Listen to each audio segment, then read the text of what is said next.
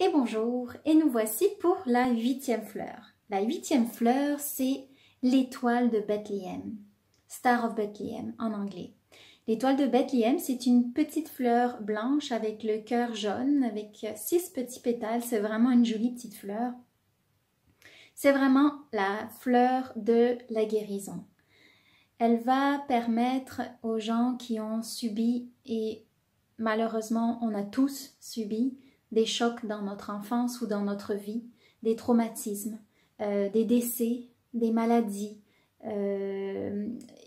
des chocs d'une relation, quand on a subi du rejet ou de la maltraitance ou le fait de ne pas être voulu à la naissance ou des fois des événements qui ont touché notre corps physique finalement, comme des fois des bébés qui ont le cordon ombilical 2 fois autour du cou, où il faut faire une césarienne pour les sortir. Ça a été mon cas justement.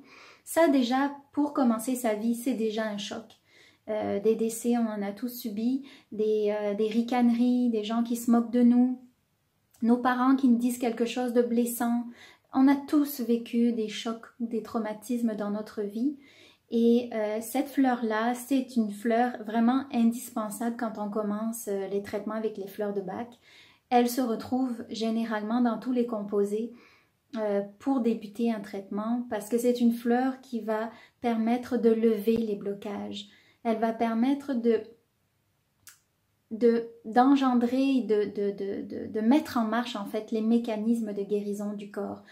Parce que votre corps et votre inconscient enregistrent ces chocs-là, enregistrent ces événements, il va les garder en mémoire dans vos cellules, dans votre corps physique. Et ce que l'étoile de Bethléem va permettre de faire, c'est de venir défaire ce blocage-là et de permettre que l'énergie circule. Donc c'est sûr que souvent, il va y avoir certaines choses qui vont remonter à la conscience qui était inconscient, mais c'est une belle guérison parce que ça permet de se libérer de choses qu'on porte depuis longtemps et qui nous empêchent de faire certaines choses, qui nous ralentissent ou qui nous tirent vers l'arrière dans certaines situations de notre vie, qui font que des schémas se répètent puis on ne sait pas pourquoi. Donc ça permet d'aller vraiment en profondeur puis d'aller libérer ce blocage-là, ce point qui s'est fixé dans votre corps, qui s'est vraiment incrusté dans vos cellules, qui est comme une mémoire, comme on dit, une mémoire cellulaire. Ça va vraiment, l'élixir va permettre de défaire ce blocage-là, de défaire ce nœud.